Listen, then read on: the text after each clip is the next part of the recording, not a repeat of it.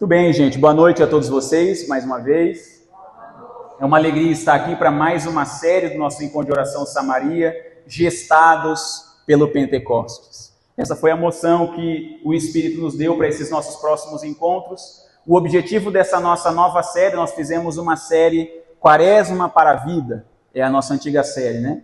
Onde nós íamos meditando a cada semana o Evangelho seguinte. Então, no domingo a gente meditava o Evangelho, a gente via aqui na terça e aprofundava mais nisso. Mas qual que era a proposta de Deus, qual que era a moção de Deus para nós? Que não fosse uma quaresma que durasse só 40 dias, mas fosse uma quaresma para a vida.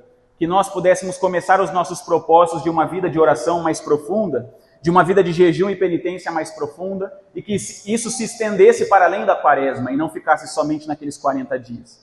E o Espírito Santo também agora nos impele a uma nova série, Gestados pelo Pentecostes. Ou seja, a partir de hoje, nós iremos começar 6 encontros consecutivos, nos preparando para o dia 24 de maio desse ano, que é a festa de Pentecostes.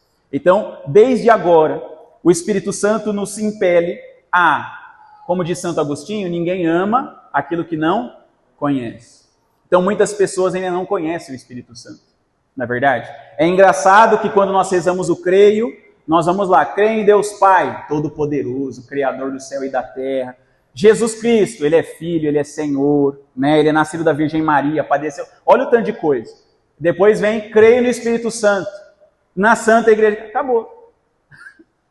A gente sabe um monte de coisa sobre o Pai, a gente sabe um monte de coisa sobre o Filho, mas muitas vezes nós sabemos nada sobre o Espírito Santo.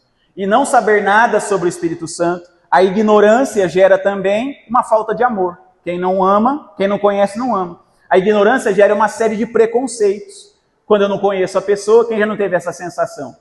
Nossa, eu achava que você era metida. Não é? Eu achava que você era metido porque você faz isso. E depois que se abre a conhecer, vê que não era nada daquilo que era a primeira impressão. Quem já teve essa experiência? Seja com você, seja com a outra pessoa. Não é verdade? Nossa, eu pensava que você era totalmente de outro jeito. Não é verdade? Então, quando nós não conhecemos algo e ficamos só na superfície, nós acabamos ficando preconceituosos. Tem muitas pessoas que têm preconceito com o Espírito Santo, preconceito com os seus carismas, preconceito com a oração em línguas, preconceito com o repouso do Espírito, preconceito com o que nós acabamos de fazer aqui nesse momento de oração, de revelação, de cura, de manifestação do Espírito Santo para nos curar. As pessoas, por preconceito, acabam se fechando nesse momento, por não saber o que está acontecendo. E aí, o Espírito Santo não consegue agir num coração fechado, por ignorância. Porque, diferentemente do espírito demoníaco, que ele não pede autorização para entrar na sua vida, ele não pede licença para te tentar, ele te tenta e ponto, acabou. O Espírito Santo não é assim. O Espírito Santo, ele quer ser convidado. O Espírito Santo quer ser desejado. O Espírito Santo só entra onde ele é permitido. Então, a nossa proposta é que você faça esse caminho. Eu sei que você já fez o caminho da quaresma, foram 40 dias. Vamos fazer mais um caminho até o Pentecostes. A cada grupo, a cada encontro, você vai conhecer um aspecto do Espírito Santo. Nesse primeiro encontro, nós iremos conhecer exatamente esses 2 aspectos do Espírito Santo, no sentido de ele ser o amor de Deus derramado em nossos corações. E de o Espírito Santo ser uma condição para a nossa salvação, porque a palavra de Deus vai dizer no Evangelho de João, capítulo 3, que aquele que não renascer da água e do Espírito, não entrará no reino dos céus. Ou seja, viver no Espírito não é opcional. Viver no Espírito não é só para os carismáticos, como nós somos carismáticos. Viver no Espírito é uma condição para a salvação. Então, é isso que nós iremos meditar, e é esse compromisso que eu quero pedir de você. Amém ou não? Você aperta a minha mão que você vai dar 6 encontros para o Espírito Santo, para que ele trabalhe no seu coração, para que ele se revele para você, para que você o conheça, e conhecendo você também possa amá-lo mais. Você aperta a minha mão, que eu vou ver você aqui até dia 19 de maio, que essa cara lisa sua. Você aperta a minha mão ou não? Amém. Então é isso. É interessante, como eu falei, que o Espírito Santo ele é um desconhecido. Existe até um livro do Antônio Royo Marim, que é um padre, um teólogo dominicano, que ele fala, o nome do livro chama Espírito Santo, o Grande Desconhecido. Porque ele vem trazer exatamente essa reflexão que eu trouxe inicialmente. Nós sabemos muito do Pai, sabemos muito do Filho e sabemos pouco do Espírito. Porque o Espírito Santo, ele é livre, o Espírito Santo, ele é dinâmico, o Espírito Santo, ele é criativo, o Espírito Santo, ele é novo, ele faz novas todas as coisas. Então, tudo que é novo causa estranhamento. Tudo que é novo causa distanciamento, não é verdade? A gente fica meio com o pé atrás. A gente não prefere uma coisa que é mais certa do que uma coisa que é nova, sim ou não? Uma coisa que já deu certo e já vem dando certo do que uma novidade, sim ou não? Então o Espírito Santo, como ele é dinâmico, como ele faz novas todas as coisas, ele às vezes se manifesta de uma maneira nova e isso nos causa um estranhamento. E aí, como eu falei, ignorância, por falta de conhecimento, né? Quando eu digo ignorância, é uma falta de conhecimento. Falta de catequese, falta de doutrina. Existe uma ciência teológica só para estudar o Espírito Santo, chama pneumatologia. Estuda só o Espírito Santo na teologia. Então, por falta de conhecimento sobre essas coisas, as pessoas acabam ou querendo enfiar o Espírito goela abaixo, como eu falei. Quem aqui já foi no momento de oração e parece que a pessoa vai rezar por você, ela vai fazendo assim, né? A intercessão. Vem um forçando a cabeça para trás, o outro deita aqui assim, empurra a pessoa, ela cai no chão e repousou. Por quê? É uma ignorância. É uma falta de conhecimento, é uma falta de maturidade espiritual. Ou seja, se nós fazemos o momento do Espírito e a pessoa não repousou, não caiu, não estribuchou, não chorou, não houve gritaria, não houve euforia, não aconteceu nada. Não é verdade? Nossa, o grupo não foi bom hoje, por quê? Porque não sentiu o arrepio, não sentiu o fogo, parece que o povo estava morno. Às vezes o povo está morno mesmo, né? Mas não é por isso que o Espírito Santo não agiu. Não é verdade? Isso acontece lá na manifestação do Espírito para o profeta Elias. Quando Elias entra dentro da caverna, o Espírito primeiro se manifesta como um terremoto, como um maremoto, como um furacão, e depois no final ele vem como uma brisa suave. E o profeta vai dizer, e o Espírito Santo estava ali, na brisa suave. Quantas e quantas vezes nós vimos a manifestação assim? Então, essa falta de conhecimento do Espírito Santo ser um grande desconhecido, gera comportamentos de imaturidade espiritual como essa. Às vezes eu preciso enfiar o Espírito Santo goela abaixo, porque eu penso que só aconteceu a ação de Deus se houve pirotecnia, não é verdade? Ou eu vou para o outro lado oposto, que são aquelas pessoas que vão rezar e parece um abacate. Não mexe, não fala, não olha, é tudo silêncio, é inquietismo, isso também é heresia.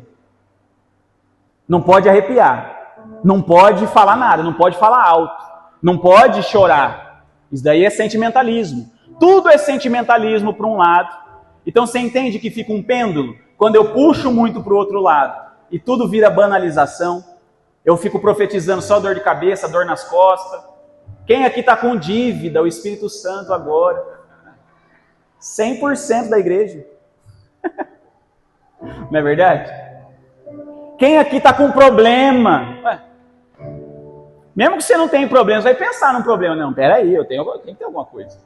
Então essas revelações, essas profecias abstratas, ou essa falta de discernimento, chega para o senhor Maurício aqui, ó, seu Maurício, você tem problema com seu pai, eu tenho certeza. Não é assim que faz uma revelação para os outros. Não é verdade? Às vezes ele nem tem problema com o pai, o que ele vai pensar? O profeta é exposto. Deus está falando errado. Entendeu? Ele não vai pensar que a pessoa é sem discernimento espiritual. Ele vai pensar mal de Deus, mal de todo mundo. Todo mundo aqui já passou por experiência dessa, né? De tomar uma revelação na cara e nem é verdade. Existe um certo discernimento que nós precisamos ter. Se eu estou sentindo... Vocês vejam, toda vez que eu vou falar alguma coisa aqui, que eu falo? Eu estou sentindo isso. Quem aqui confirma? Não é verdade? As pessoas, elas confirmam. E se não confirmou, era coisa do meu coração humano. Eu não tenho vergonha de falar. Eu não tenho vergonha de dizer que eu errei. Porque às vezes, na minha limitação humana, veio uma coisa da minha cabeça, eu falei, não era. Então todo mundo que está aqui no Coração do Amado, na comunidade Coração do Amado, eles só profetizam, eu falo para eles na nossa formação pessoal, na nossa formação comunitária, na nossa intercessão. Você só vai profetizar se você pedir para levantar a mão, senão você fica quieto. Já diminui uns 90% da profecia. Porque não é verdade? Deus está colocando no meu coração tal coisa. Levanta a mão quem é. Pronto, você já diminuiu. Tem que ter confiança para falar. Porque nós estamos falando em nome de Deus. Para quê? Para que não aconteça a banalização. Você entendeu o que é banalização? Banalizar é falar em seu nome, só que como você está com a camisa de uma igreja, você está com o sinal de uma comunidade, você fala, Deus me mandou dizer. Deus olha lá de você e fala, não me coloca nesse meio aí, eu não estou falando nada. Então, como eu falei, pelo Espírito Santo ser um desconhecido para muitas pessoas, ou nós caímos na banalização de que tudo é o Espírito Santo e se confunde o Espírito humano, o Espírito demoníaco, o Espírito divino. E do outro lado, aquelas pessoas que têm essa experiência acabam o quê? Desacreditando e vão para o outro lado. Então esse negócio de profecia, de carismas, de oração em línguas, isso não existe. Nunca houve isso daí na história da igreja, nunca houve isso. Isso daí é negócio dos carismáticos, isso daí nasceu por causa do Concílio Vaticano II, isso daí é fruto da heresia protestante dentro da igreja. Esses caras têm que ser excluídos da igreja. E aí os carismáticos são perseguidos por conta disso. Nós não somos nem de um lado nem do outro. Nós somos aqueles que realmente vivem os carismas conforme está na Bíblia. 1 Coríntios capítulo 12 ao 14 vai falar dos carismas. São Paulo catequizando o povo de Corinto sobre como executar os carismas. Atos dos Apóstolos capítulo 2 fala dos carismas. E tantos outros lugares de manifestações carismáticas nas Sagradas Escrituras. É doutrina de fé, é doutrina da igreja. Beleza? Não é pela fraqueza humana dos carismáticos que os carismas não são santos. Os carismas são santos, o Espírito é santo, a renovação carismática é santa, as novas comunidades são santas, mas os seus membros são pecadores, tal como a igreja. A igreja é santa, os sacramentos são santos, só que nós somos pecadores. E quantas vezes o mau testemunho da nossa vida, as pessoas olhando para nós pensam que a igreja é má, mas nós somos maus. Quantas vezes as pessoas olham para nós das novas comunidades, para nós da renovação carismática, e pensa que nós somos maus, que o movimento é mau porque nós temos um mau comportamento. Deu para entender aqui essa primeira parte? Amém ou não, gente? Então, o Espírito Santo é esse grande desconhecido. E aí agora eu quero apresentar o Espírito Santo. Claro que nós iremos fazendo isso ao longo desses encontros, mas eu quero apresentar as duas principais verdades que eu acho fundamental para que a gente possa ter contato com esse Espírito. Ninguém ama o que não conhece. E o Espírito Santo é uma pessoa. E por ele ser uma pessoa, você com uma pessoa, você se relaciona. Ninguém conhece uma pessoa só por carta. Ninguém conhece uma pessoa lendo o livro daquela pessoa. Não é verdade? Se você conhece uma pessoa, você quer se relacionar com ela. Você quer passar tempo com ela, não é isso? Quando você começa a conhecer alguém lá afetivamente, para namorar, pensa aí no seu casamento, quando você começou a casar e tal, a conhecer a pessoa que você ama, tudo começou primeiro por uma interação, depois foi aumentando por uma conversa, mas logo queria o encontro. É ou não é verdade? O encontro pessoal. Mesmo aqueles que começam um namoro à distância, o desejo do coração do amado é romper essa distância e se encontrar. Sim ou não, gente? Porque nós estamos nos relacionando com uma pessoa, e não com um celular, e não com uma carta, e não com um computador, não com um papel. Nós estamos nos relacionando com uma pessoa. Assim é com Jesus, assim é com o Pai, e também assim é com o Espírito Santo. Então a melhor maneira de se relacionar com a pessoa do Espírito Santo é entender essas duas verdades, como eu falei já no início da nossa pregação. Evangelho de João, capítulo 3, versículo 5, vai dizer que em verdade eu te digo, quem não renascer da água e do Espírito, não poderá entrar no reino dos céus, no reino de Deus. Isso quer dizer, como eu falei, que o Espírito Santo, a vida no Espírito, ela não é opcional. Você foi gestada da água e do sangue da sua mãe, sim ou não? Você foi gestado na água do líquido amniótico da sua mãe, na bolsa da sua mãe, lá no ventre dela. E você foi alimentado, assim como eu fui alimentado, pelo sangue da minha mãe, através do cordão umbilical. É ou não é verdade? Isso é biologia. Da mesma maneira que nós nascemos para a natureza, para esse corpo material, nós nascemos da água e do sangue dos nossos pais, da nossa mãe. Se nós queremos ser filhos da igreja, nós devemos nascer da água e do Espírito. Da água e do sangue que jorrou do lado aberto de Cristo ressuscitado. Cristo morto na cruz, quando o soldado romano perfurou com a lança o seu coração, jorrou sangue e água. Naquele momento, os dois sacramentos do batismo pela água e da Eucaristia é o alimento da vida espiritual de todo católico. O batismo é a água que nos lava e nos faz nascer. O sangue é a Eucaristia que nos alimenta. Não é verdade? Então, o homem espiritual, o homem carnal é filho da Silvana, é filho do Romildo. O homem espiritual é filho da igreja. E onde eu sou gestado na igreja? Pelo Espírito. É o Espírito que me faz nascer de novo na pia batismal. Na pia batismal é muito linda a celebração. Quem aqui foi na Vigília Pascal e viu toda a liturgia daquela missa? É maravilhosa aquela liturgia. Começa com aquela escuridão. Por que começa com a escuridão? Porque é Jesus descendo à mansão dos mortos. É onde nós estávamos, na escuridão do pecado, na escuridão da ausência de Deus. Está tudo escuro.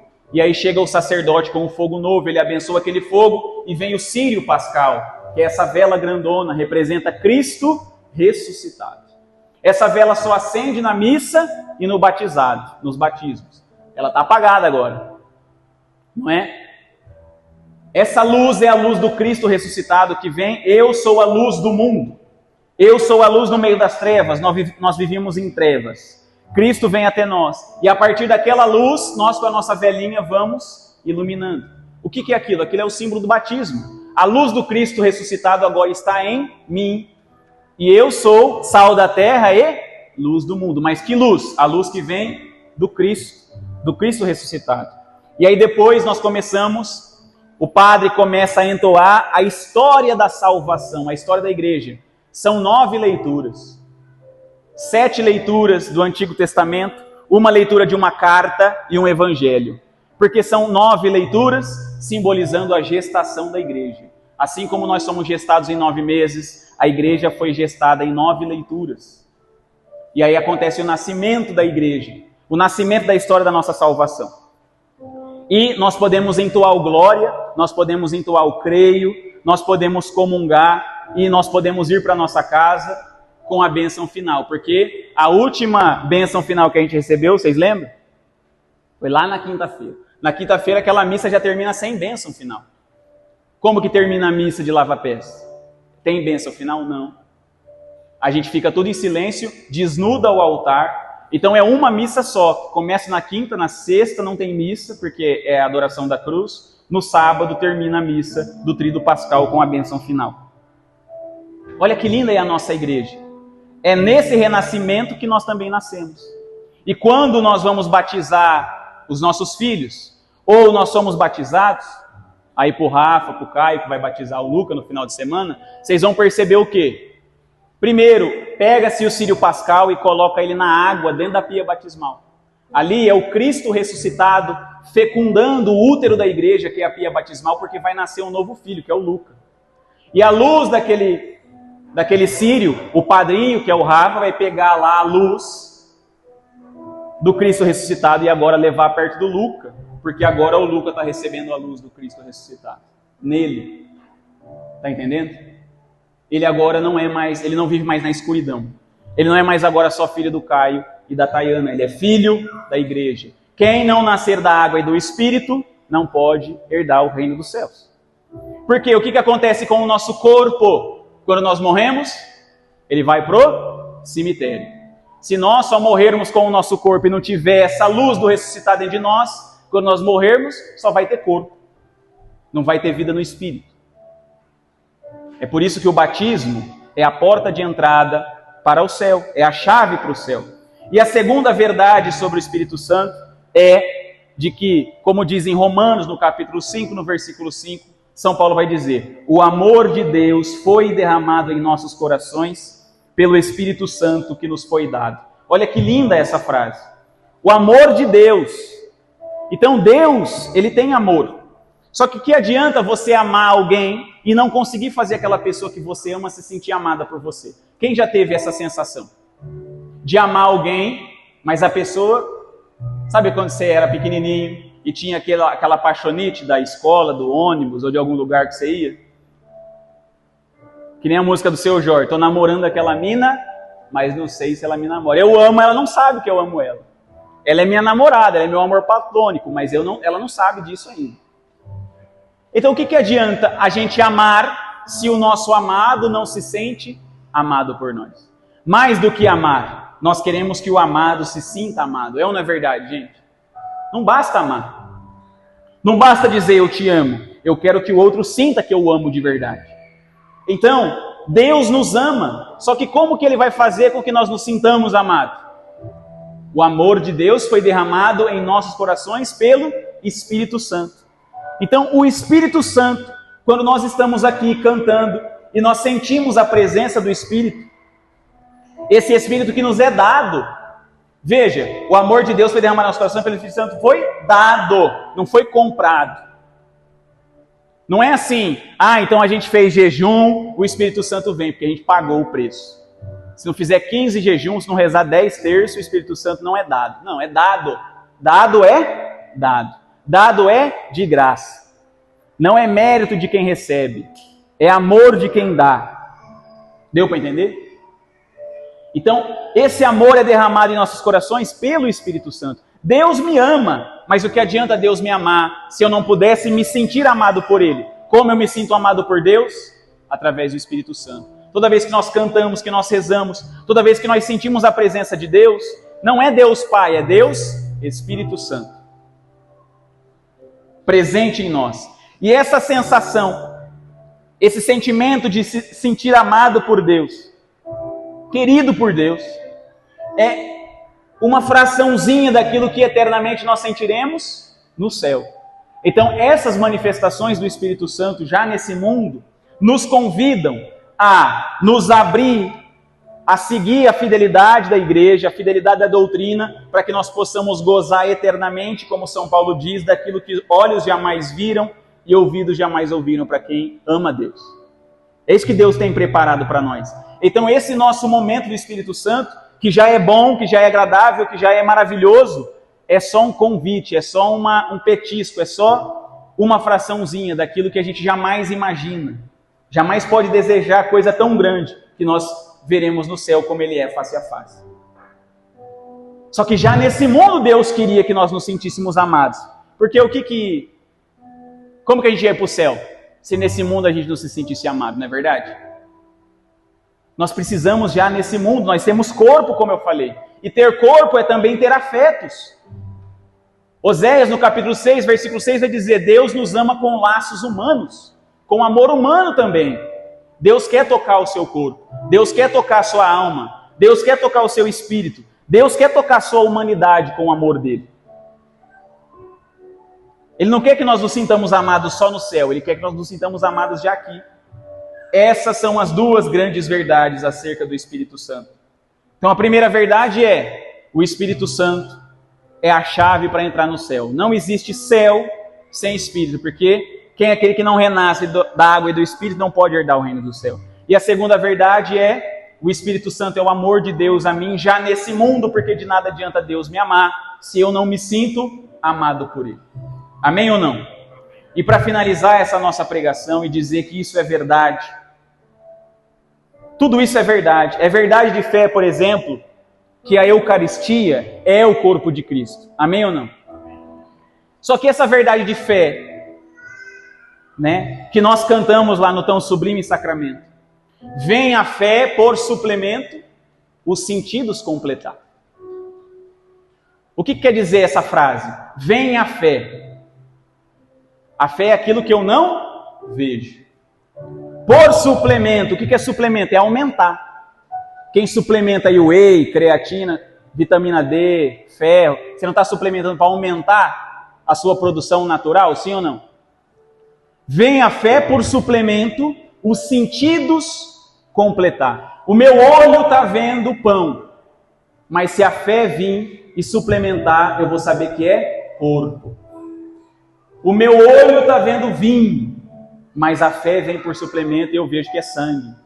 E aí Deus, para atestar que isso não é uma simbologia, isso não é uma representação, isso não é uma encenação, mas isso é uma verdade, às vezes Ele realiza milagres eucarísticos, onde literalmente, por milagre divino, Deus transforma aquele pão em carne. e quando você coloca aquela carne para ser investigado no laboratório, é a carne do músculo do coração de um homem judeu que está vivo, do sangue AB, que é o sangue dos judeus. E não só lá em Lanciano, não só lá em Buenos Aires, em todos os lugares que a hóstia virou carne, é o mesmo parte do coração, do mesmo sangue, do mesmo homem. Isso existe. Então não é só verdade de fé teórica. Deus, às vezes, ele assina os seus milagres para comprovar aquilo que está dentro da doutrina, para que nós tenhamos mais fé. E geralmente os milagres eucarísticos acontecem num povo que não tem fé que aquilo é Eucaristia de verdade. Geralmente é um padre que já não acredita mais que aquilo que ele celebra é o corpo e sangue de Cristo. Aí o padre coloca a hóstia na boca, ela vira carne, para testar isso. Já imaginou? Pois é. Então essa terceira parte, eu quero trazer um testemunho para vocês, desse carinha ali, ó, que é o nosso padroeiro, São Felipe Neri. São Felipe Neri, na sua vida, literalmente aconteceu isso que eu estou falando para vocês. O amor de Deus derramado em nossos corações é o Espírito Santo. Ah, está na Bíblia, legal. O Espírito Santo, ele transforma o nosso coração para que nós consigamos amar a Deus de volta. Ah, está na Bíblia, legal. Está na vida de São Felipe Neri, não ficou na Bíblia, ficou na vida dele. São Felipe Neri é um milagre vivo daquilo que o Pentecostes pode fazer numa alma.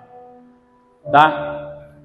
São Felipe Neri era um padre que viveu em Roma, no século XVI. São Felipe Neri morreu com mais de 80 anos. E ele era um padre, um leigo primeiramente, depois que ele se tornou padre. Mas certo dia, em 31 de maio de 1544, aconteceu uma experiência extraordinária na vida de São Felipe Neri, que ainda era o padre Filipe. O padre Filipe, ele entrou nas catacumbas, numa vigília de Pentecostes, só ele rezando. E nesse dia 31 de maio de 1544, pedindo o Espírito Santo com os seus dons, literalmente, o Espírito Santo desceu como uma bola de fogo, entrou dentro da sua boca, passou dentro da sua garganta, foi no seu coração, e o seu coração aumentou de tamanho, literalmente, quebrando suas costelas. E ele, imagina, uma bola de fogo entra dentro do seu coração. Você imaginou? Você vai ficar tranquilo? Você vai pensar que está infartando, não vai? São Felipe Neri cai no chão, e ele sabia, porque ele viu a bola de fogo entrando, só estava ele ali. Ele cai no chão e começa lá a se espatifar no chão e falar, para, pelo amor de Deus, senão eu vou morrer. Imagina você morrer de amor por Deus. O Espírito Santo é derramado em nossos corações. O amor de Deus é derramado em nossos corações pelo Espírito Santo que nos foi dado. E São Felipe Neri foi dado mesmo e foi derramado no coração como fogo. Esse homem caiu no chão e falou, Deus, para, senão eu vou morrer. E aí quando falou Deus para, Deus parou. Saiu. Só que daí imagina, né, o ribuliço. Aqui na igreja, uma criança passa aqui, você já olha. Imagina, o padre está rezando lá na sacristia, você olha, pum, cai no chão, ele começa... Todo mundo foi lá ver o que estava acontecendo, sim ou não? Os filhos espirituais de São Felipe Neri foram ver o que estava acontecendo, ele estava lá no chão, esse buchado, o peito aberto. Foram olhar o peito dele, estava do tamanho do punho de um homem, vai dizer o seu biógrafo. Certo? Estava saltado para fora o seu coração. E a partir daquele dia, por mais de 50 anos, São Felipe Neri andava com um calombo no coração. O coração dele aumentou de tamanho literalmente. Quebrou 2 costelas. E como a gente sabe isso? Pelas autópsias de São Felipe Neri. Depois os médicos, veja gente, são médicos. Não é qualquer pessoa Zé da esquina não, são médicos. Quando São Felipe Neri morreu, foram fazer a autópsia e foram ver o seu coração era 2 vezes maior do que o coração de um ser humano normal. As suas costelas eram quebradas de uma maneira que o seu coração pudesse bater, um coração maior. Imagina o coração de um boi dentro do corpo de um homem. Tinha que achar espaço ali. As suas costelas eram todas preparadas, foram quebradas para que esse coração encaixasse, um coração transformado pelo Pentecostes pudesse encaixar no peito dele, porque o nosso coração, o nosso corpo humano natural não foi feito para ter um coração do tamanho de um boi, não é verdade? Então só que São Felipe Neri não sentia dor, São Felipe Neri não sentia nada, pelo contrário, as pessoas sentiam. São Felipe Neri estava aqui pregando, E ele falava de Deus com tanto amor, que o coração dele batia tão alto que as pessoas ouviam. Estava falando com as pessoas, o banco começava a tremer. Você acredita nisso? Tamanho do coração de alguém que foi transformado pelo Pentecostes. Olha só o que o seu biógrafo, Pietro Giacomo Batti, vai dizer. Olha só, presta atenção nisso. Quando ele estava com o maior empenho pedindo os dons do Espírito Santo, apareceu-lhe um globo de fogo que entrou por sua boca e se alojou em seu peito. Em seguida ele ficou tomado por tal fogo de amor que, incapaz de suportá-lo, atirou-se ao solo, como alguém que tenta se refrescar. Despiu seu peito para de algum modo moderar a chama que sentia. Após permanecer assim por algum tempo e recuperar-se um pouco, levantou-se cheio de inusitada alegria e imediatamente todo o seu corpo começou a tremer violentamente. Pondo a mão no seu peito, sentiu do lado, o coração, um inchaço grande como um punho de um homem. Mas nem então e nem depois isso provocou a mais leve dor ou ferida. 50 anos São Felipe Neri passou assim. E depois da sua morte, o médico que fez a sua autópsia escreveu: eu percebi que as costelas estavam rompidas naquele ponto, isto é, estavam separadas da cartilagem. Só dessa maneira era possível que o coração tivesse espaço suficiente para levantar e abaixar. Cheguei à conclusão de que se tratava de algo sobrenatural, de uma providência de Deus, para que o coração, batendo tão fortemente como batia, não se ferisse contra as suas costelas. O médico dele. E hoje, se você não acredita nisso, você pode ir lá em Roma, como o Rafa também foi em Roma com a Valesca.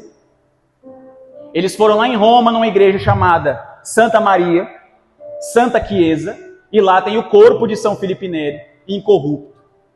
E o coração dele está lá, para você ver, que ele é maior de tamanho. Essa é a fé católica. Por que eu estou dizendo isso para você?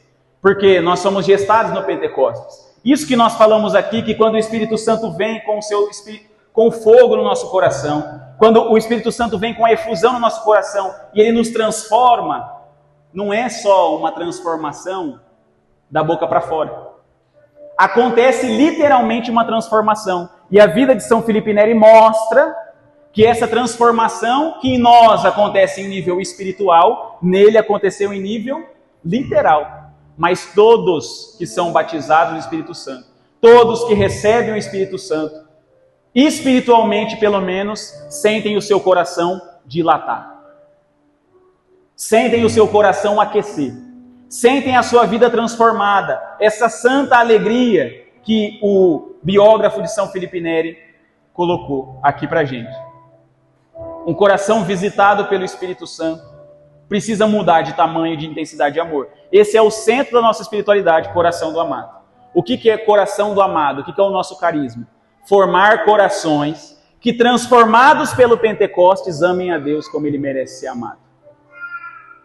Essa experiência que aconteceu com São Felipe Neri é o desejo do meu coração que aconteça com cada um de nós. A comunidade Coração do Amado existe para isso.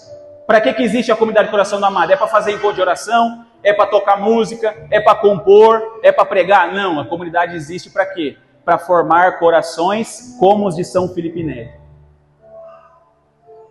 Não literalmente como o dele. Se assim Deus não quiser. Se Deus quiser também.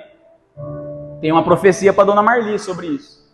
De que quando for a autópsia dela, o coração dela vai ter mudado de tamanho literalmente. Nós iremos profetizar isso para vocês. Que aquilo que nós espiritualmente vivemos é corações transformados pelo Espírito Santo, pelo Pentecostes. Amém? E aí eu quero contar breves testemunhos para vocês, só para vocês entenderem que isso não aconteceu só lá no Atos dos Apóstolos, no ano 30 mais ou menos. Isso não aconteceu só lá em 1544 com São Felipe Neri. Isso aconteceu nessa noite conosco, sim ou não? Isso aconteceu semana passada com você, sim ou não, Carlão? Isso aconteceu com você naquele dia, seu Maurício, sim ou não? Isso continua acontecendo, pessoal. Acontece no Gladiadores. Isso continua acontecendo. Essa manifestação carismática do Espírito continua acontecendo. Um problema nosso é que a gente pede, mas a gente não confirma. A gente pede, mas a gente não volta para testemunhar. É ou não é verdade? Nas outras igrejas por aí, que é uma teologia da prosperidade, a pessoa bateu a unha, desencravou a unha, ela vai lá no púlpito falar, desencravei a unha. Você, às vezes... Gente, cadê a Maria? A Maria está no Kids? A Maria sua Maria? Mateus aqui, ó. Tá vendo esse cara aqui, ó? Do dia do nascimento da filha dele, nós estávamos em oração no lugar. A Amanda, que é a esposa dele, aquela grandona que estava aqui, a esposa dele teve um sangramento no meio da nossa oração, foi direto para o hospital. Chegou no hospital, eles saíram de lá, deixaram as crianças com a gente. Chegou no hospital, ele me ligou. Gente, reza que nós perdemos nossa filha, não tem mais batimento. Estava de quantos meses? 5? 5 meses. Não tem mais batimento a nossa filha, Maria, nós perdemos a nossa filha. Nós estávamos em retiro nesse dia, começamos a rezar a Deus.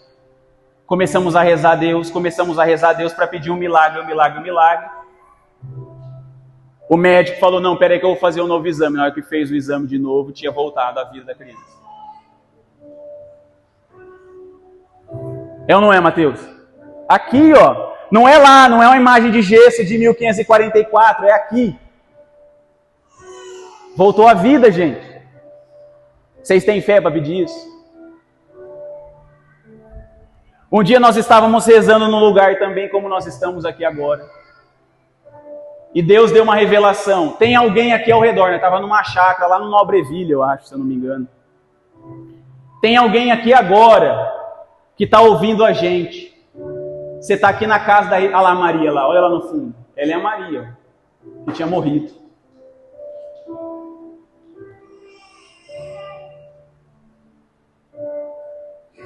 Acontece ainda.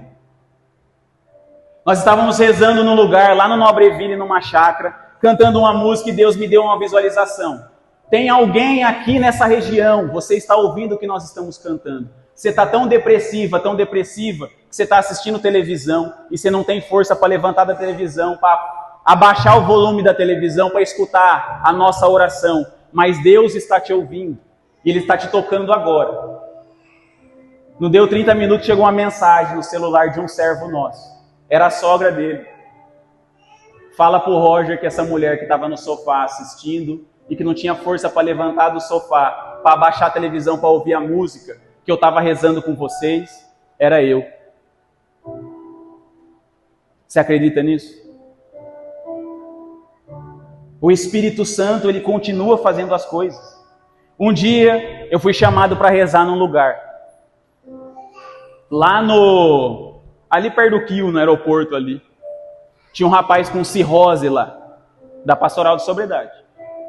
Me chamaram para rezar lá por esse rapaz. Na hora que eu cheguei, ele veio, ele não conseguiu vir até o portão comigo, veio a familiar dele lá, eu entrei lá dentro, ele estava em cima de uma cama já fazia 3 meses, de fralda, um cheiro de urina, terrível, um quarto fechado, o cara estava mais amarelo que a roupa daquela senhora ali. Ele já estava cheio de ferida, o calcanhar dele estava cheio de ferida, que ele só ficava em cima da cama. Ele não conseguia levantar pela cirrose para fazer as necessidades. Ele tinha que fazer em cima da cama mesmo. Um fedor horroroso. Eu entrei naquele quarto, comecei a conversar com aquele homem. Nós rezamos. Falei, vou voltar aqui semana que vem. Tá bom? Tá bom. Semana que vem eu voltei, o cara veio me atender no portão, estava branco já, estava normal, fez café comigo. Essas coisas continuam acontecendo. Essas coisas continuam acontecendo. Nós podemos falar mais uma vez o testemunho do Rafa. Nesse mesmo solo aqui, Teve um dia que nesse solo aqui, num domingo, nós fizemos um retiro, uma pregação interna nossa. O retiro era para ele começar 8 horas da manhã, terminar 4 horas da tarde, 2 horas da tarde, não me lembro muito bem. Tinham 4 pregações naquele dia. Nós fizemos a primeira pregação, o Espírito Santo falou, eu quero que reze por cada um individualmente. Nós éramos mais ou menos 30 pessoas, irmão. Cada um vai receber oração individual. A gente começou a rezar, era 10 horas da manhã, nós saímos daqui 8 horas da noite, 10 horas seguidas de oração. Igual a gente ficou aqui, 10 horas seguidas, sem parar. Vinha você... oração. E enquanto Deus não falava, nós não parava. Vinha o outro, oração. Não saiu uma pessoa aqui sem uma revelação, sem uma cura, sem uma profecia. E na vida do Rafa e da Valesca, que estavam tentando engravidar já há muitos anos, foi profetizado sobre a vida deles. E eu peço Posso falar desse testemunho? Porque, como eu falei, a gente não fala dos testemunhos. Nesse lugar foi profetizado. Aqui, eles estavam aqui, de joelhos. Não importa qual a qualidade da semente que cairá no útero da Valesca, vai dar filho. Olha para o colo dele. É o Matias. Olha lá, levantou até a mão. Glória a Deus, sou eu. Teve oração, teve romaria, teve fidelidade nele na parte humana, de exercício, de ir nos médicos, mas ainda assim Deus não queria aquela hora. Na hora que profetizou, isso era novembro, em janeiro a gente fez o positivo deles. Deus continua agindo, continua acontecendo, é o mesmo Espírito. Você está entendendo? E cada um aqui poderia vir falar do seu testemunho, do que Deus tem feito no nosso meio. E nós não estamos querendo dizer aqui para vocês que nós somos melhores. Pelo contrário, nós somos os piores e tão necessitados do Espírito. Nós não conseguimos de outro jeito se o Espírito Santo não vir. Você está entendendo? Aqui aconteceu. E os testemunhos estão aí. Os testemunhos estão aí. Amém, gente? Então vamos levantar agora. E gestados pelo Pentecostes, nós iremos pedir, como São Filipe Neri, um coração novo.